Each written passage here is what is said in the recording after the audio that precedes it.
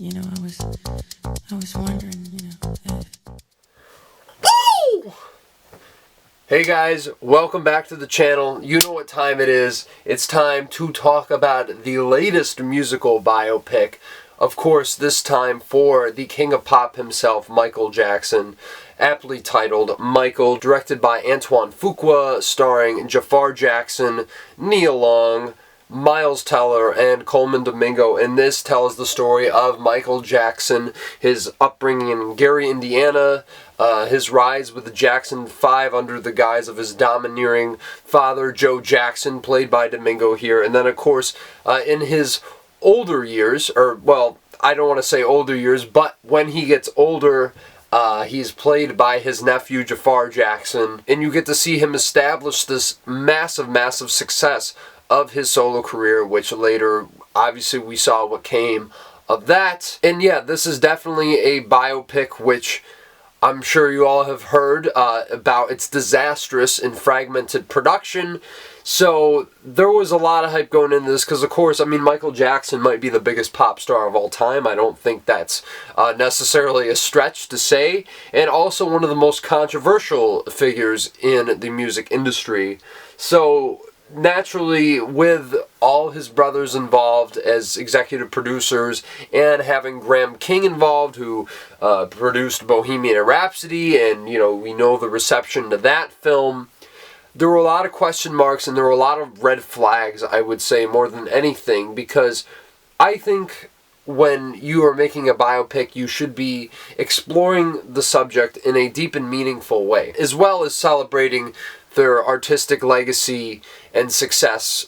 And I would say that a movie that did this very well recently was A Complete Unknown, which Timothée Chalamet got an Oscar nomination for playing Bob Dylan. Now, not that that's everything, but I do think why A Complete Unknown was as great as it was is because it tries to explore Bob Dylan in a manner where you get to see him move about the world and interact with people and how he fits into it all, how he doesn't fit into it all. And even though you didn't get to learn a whole lot about Dylan himself, you got to learn a lot about the man through his actions and through those set interactions. And so I was hoping at the very least we would get something like that with Michael, but what we got instead was a string of greatest hits compilation montages and basically some performances that Jaafar Jackson and company recreate to a T. And I will get into whether I think that is good or not, because I didn't do an out-of-theater reaction to this. Things got a little hectic, and yeah, so we just kind of scattered on out of the theater. So I haven't really brought you all my proper thoughts. Even if you follow me on Letterboxd and have seen what I rated this movie, I didn't really get into it. So yeah, I have a lot to say about Michael, but let's start off with the positives.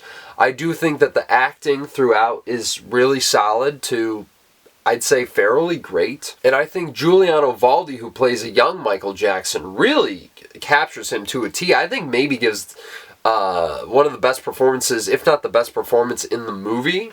There's definitely a lot more going on in his section, and I really do feel like the stuff at the beginning sets itself up to be a very engaging biopic, especially when Colman Domingo comes on the screen as Joe Jackson, who looks just like him. The makeup in this movie is also incredible. I would love to see that get an Oscar nomination at the very least, and I think that he definitely nails the essence of Joe Jackson, and I really do think that the movie does a great job of engaging you into the initial part of the story. And then we get to one scene which I don't want to give the context of, but who really cares if I give this away? It's a biopic. Where they haven't yet been signed to Motown, but they're performing Never Can Say Goodbye. And if you know anything about the Jackson 5, you know that that came a couple years into their success. And they did not write it, and it was not anything that had been covered by anybody before. It was a Jackson 5 original song. So why are we performing it before they are even signed to Motown? Beyond me. This kind of stuff hangs me up. It hung me up with Bohemian Rhapsody and certainly hung me up here, but it was probably the first inkling into the many issues that this movie would have, but I just have to say, to be fair, Jaafar Jackson as his legendary uncle is so uncanny. Like, there were points where I legitimately thought it was Michael Jackson I was seeing on screen.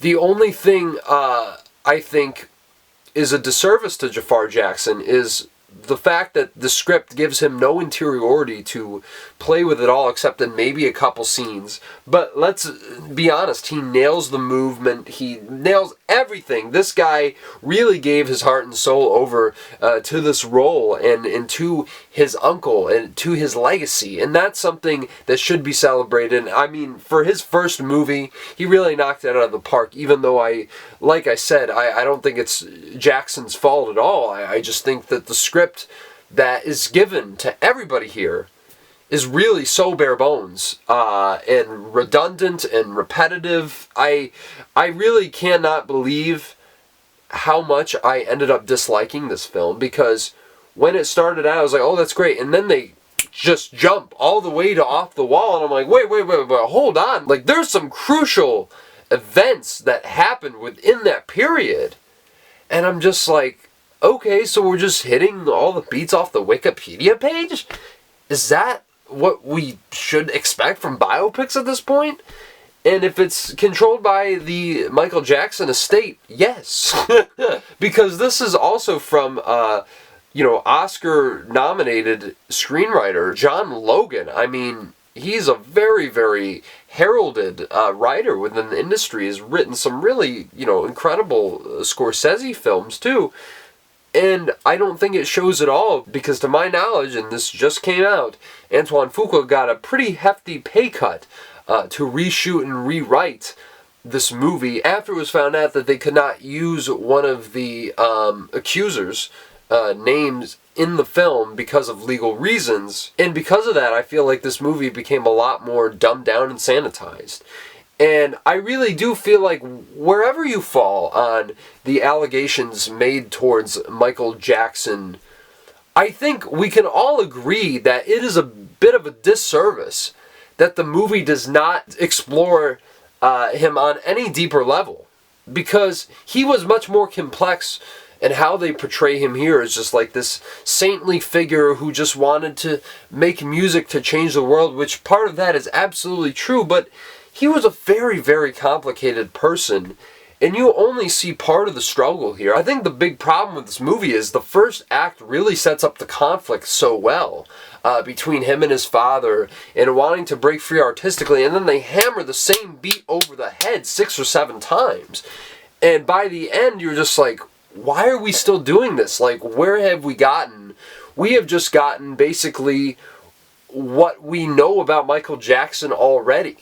And a lot of the stuff you can, one, just look up on the internet, or two, watch these performances, which, yet again, I'm not discrediting the work that Jaafar Jackson and company put into this, but I just feel like at this point, like, if you're not going to go beyond that, why do it? Now, I understand that a lot of people are going to enjoy that, and I'm not making it seem like I want people to not see this movie for themselves. I actually encourage that you should see this movie for yourself and make your own assessment on it, but let's not fucking act like this is this is going to change, that this is anything profound, revolutionary, because it's not. It's honestly more bare bones than any of those musical biopics that we've gotten in the past few years, even more than Elvis and Bohemian Rhapsody, and I liked neither. And despite the fact that I had a lot of misgivings with those films, at least those films attempt to explore their subject in a deep and meaningful way.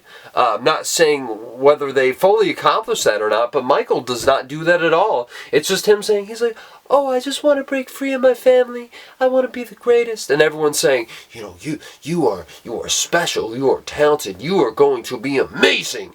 And I feel like, yes, that is true, but this is doled out in the most cliche way possible. And also the dialogue at so many points is so trite and so eye-rolling that I could not believe that this was from someone of John Logan's caliber, and that this was from the director of fucking Training Day, of all things. Like, I really was coming into this movie hoping that I would at least like it more than Bohemian Rhapsody and Elvis, because I didn't think the bar was very high for those films. And I left, loathing this far more than I would have liked to or imagined that I could have. And I think that's the other thing. Colman Domingo, to come back to him, one of the best actors in the business, one of my favorite actors, most certainly. I feel like he's reduced to a caricature. And look, Joe Jackson was a terrible person. Let's be very clear about that. But I feel like that this movie is even a disservice to him, because, like his son, he was a very flawed and deeply complex human being. And you don't really get to see that. At least not very much. Maybe a little bit in the beginning. You understand his presence. You understand what he is going for in pushing his kids to the brink of their sanity. But that's it. They don't really develop upon that in any way. Nia Long is very good as Catherine Jackson. She gets some moments to tell Joe off and to support Michael, but that's all that she really does. They don't really explore the dynamic between her and Joe in any meaningful manner, I don't think. And yet again, I just feel like this hits all the beats. Even though the sequences themselves, especially the performances, they're edited in a very, very fabulous way, which I think far clears any of the editing present in Bohemian Rhapsody or Elvis, but the movie has no pace, and the cuts aren't really in service of anything. I mean, this is like the longest back half of a movie that I've seen in a long time, and it's just over 2 hours. It's not really that long of a film, but it feels that in the way that it's cut together. It really just feels like it has no flow at all, even though it does in individual moments. And don't even get me on Bubbles, alright? Like, there is literally a CGI Bubbles. And it looks far worse than anything you would ever see in the Planet of the Apes movies. I am not kidding. And this is a real-life chimpanzee. So, I don't understand so many of the decisions that went into making this film, except I do. Because they wanted to put out a very clean-cut image of Michael Jackson and celebrate the amazing music that he gave us. Look, Michael Jackson is up there for me in the pantheon of not just pop artists, but, all-time great artists in history. So this isn't necessarily a knock against that. And I love the music. I was banging my head to all these songs that I've grown up with, that I've, educated myself on in these past few years.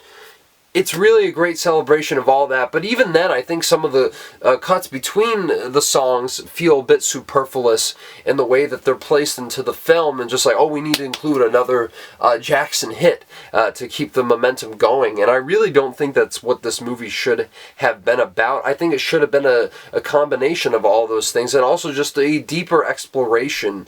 And it doesn't have to be the most groundbreaking or revelatory movie imaginable, but I would have at least liked something.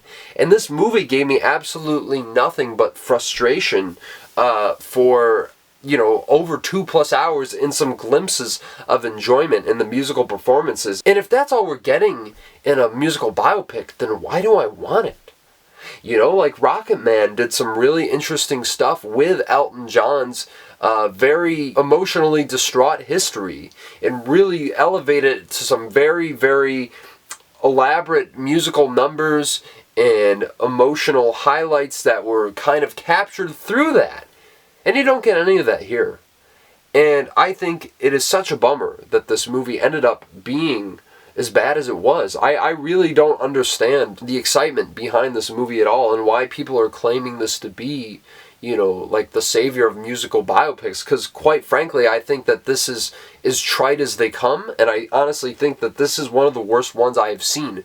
Granted, I haven't seen the most terrible musical biopics, so I'm not necessarily saying it is the worst, but yeah, this was a massive disappointment for me, and honestly, it's probably my least favorite movie of the year so far. I hate to say that, being such a big fan of Michael Jackson and his music, I think that they could have done a lot better, and I get the circumstances around this were much more difficult than any other artist who would ever have to be presented on screen. But with all the baggage comes a product that I don't think ultimately lives up to the complicated man that he was in portraying him in a three-dimensional way. And I think that's why I felt like this movie ultimately did nothing in the way the script was presented as well. It really didn't do anything except, display the greatest hits. But hey, we got YouTube, we can look that up. I mean, shout out to Jaafar Jackson in the cast for really giving it their all. That is definitely not to be taken for granted, but I really don't think that this is a biopic that I'd ever want to see again, and I don't think that this is the kind of biopic we should be asking or striving for. Yet again, the success of this film is going to be monumental. We knew that this was going to end up being the highest grossing biopic of all time, but yet again, I think we could just do a little bit better. So, as much as I hate to say it, I'm going to give Michael a 3.5 out of 10. I really was shocked at how much I did not enjoy this film and was just laughing at all the wrong moments where I should have been deeply invested into the story. And fact was, it just wasn't there. And yeah, I mean, those are my thoughts on Michael. Are we going to get a part 2, Return to Neverland? I don't know. But regardless, it's something that is going to be very successful. And if you're a fan of Michael Jackson, check it out for yourself. See what you think. Let me know down in the comments below what you thought about it. Did you really enjoy it because of all the musical performances? Yeah, I'd love to hear all that and more. And please smash the like button if you like this video and would want to watch more of my reviews coming up. I know that there's a lot on the horizon now that we're rolling into May. Definitely a lot to talk about. But yeah, thanks for tuning in to this video, and I will see you guys in the next one.